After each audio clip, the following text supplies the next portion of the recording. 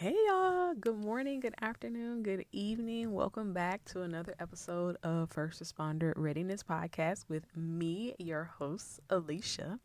And today we're breaking down lifting versus carrying in EMS, why they're different, why it matters, and why you actually need to train.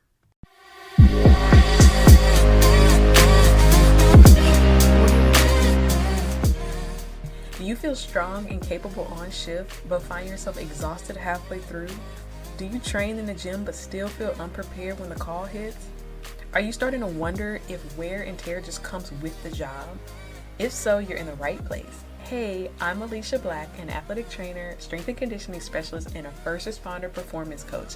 I help tactical professionals build strength that actually transfers to the job, manage fatigue, train with intention, and create durability without adding more stress to an already demanding schedule.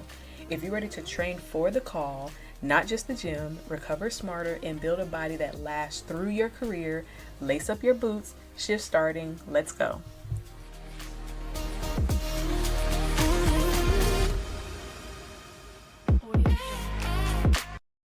All right, so write the vision, make it plain. Here is my mission and goal for this episode: a mindset shift from lifting is the main problem to carrying it is just as demanding and often more overlooked.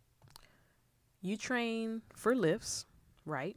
Deadlifts, squats, maybe some technique work, but on shift, you're not just lifting, you're holding while walking and adjusting and carrying. So the question is, are you training for what actually happens or just the first part of it?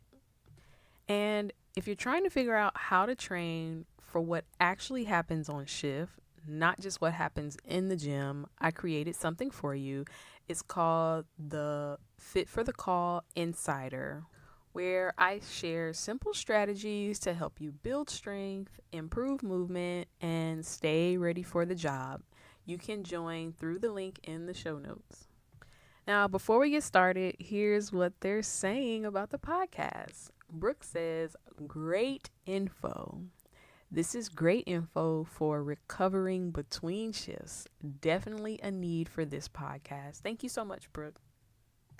All right, so shifting gears, let's think about our training.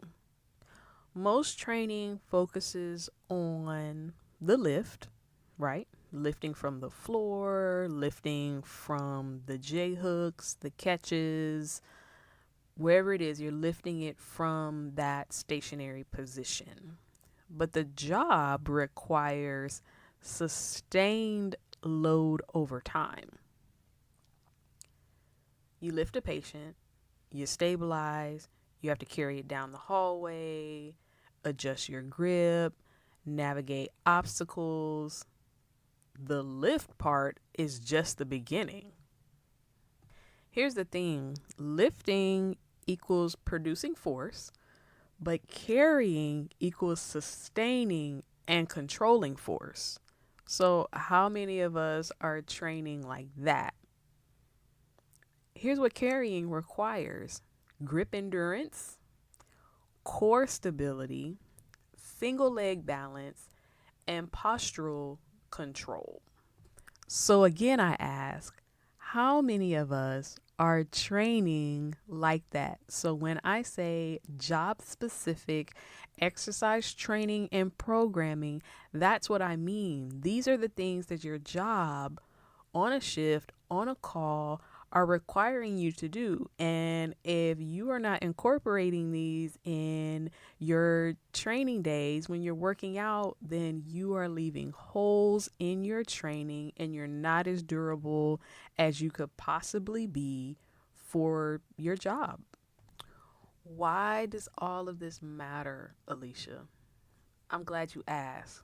Fatigue hits faster during carries.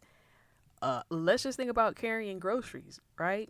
So let's say you live on the third floor of your apartment. What does that mean? That means that it's all going up in one trip. So you load up all of your groceries on your arms, hands, fingers. If you like that, you might even put one in your teeth. And so you carrying, how many of us are getting all the way to the top of the stairs and can also make it to the kitchen counter? Absolutely not. You are barely making it up the stairs into the door, because of course we have to open the door. And so you get in and now all your groceries are right there at the door, because fatigue hits faster during carries.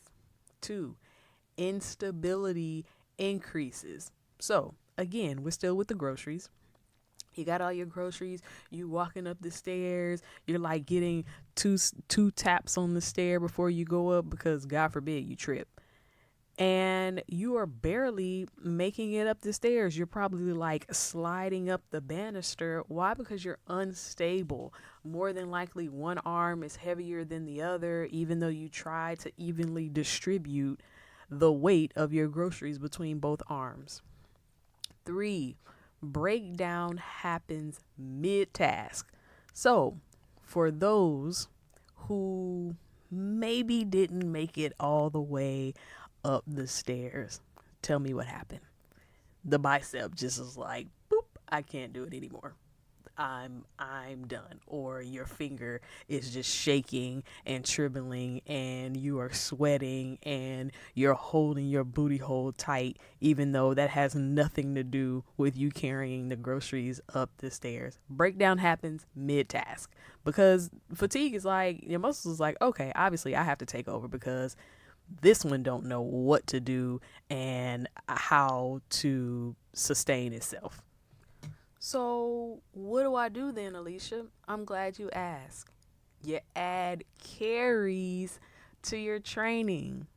Like we've already been discussing this whole episode. Yes, you are lifting, but are you doing carries? Farmer carries, suitcase carries, front rack carries, overhead carries, uneven load carries, isometric barbell hold carries. I'm kind of feeling like Forrest Gump when he was talking about all of the shrimp dishes. But yes, train your carries, train them, because what we are doing, we are training your grip strength, because you're either going to hold a barbell, a kettlebell, a dumbbell. Yeah, that's pretty much all you're going to be carrying. Or you can also do a trap bar and do same weight, uneven weight, or whatever. But what are we going to be doing? We're going to be training the grip strength. Hold on to it.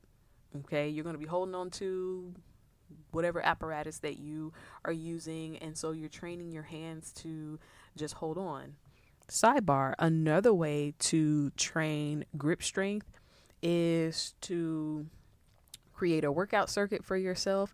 Use the same weight and don't put the dumbbell down.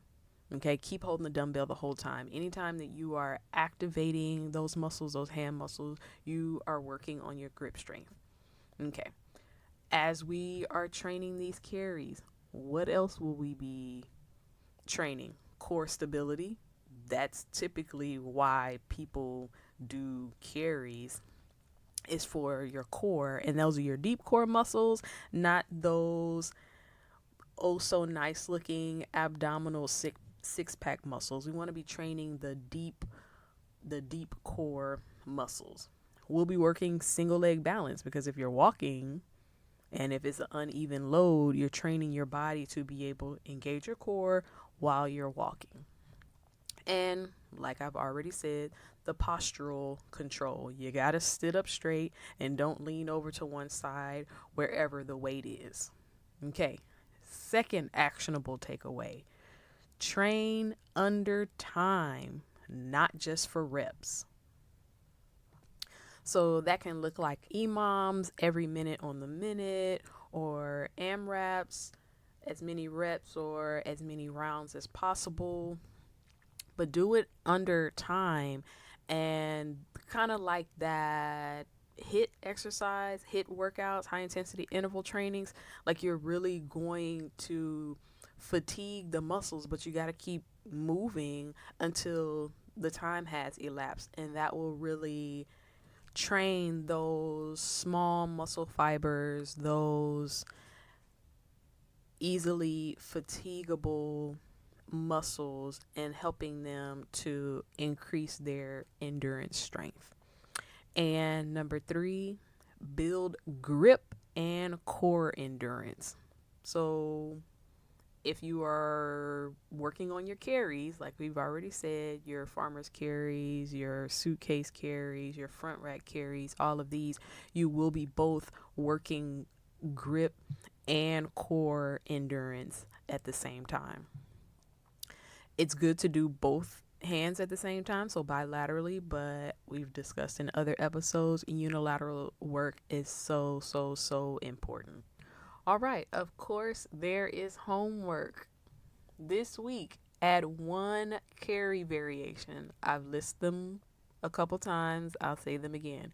Farmer's carry, suitcase carry, front rack carry, dumbbell, kettlebell, barbell, trap bar. These are all variations that you can use to do your carries. Notice your grip fatigue. How quickly is your hand getting tired? Postural changes. Are you leaning over to one side, or are you chest proud? Side to side differences. There's going to be a side to side difference because one of our sides is typically less strong than the other. If you want help building strength that actually holds up through the entire movement, not just the lift, book a 1-hour coaching call with me and we can talk about your shift, your job requirements, and how we can help you do your job better.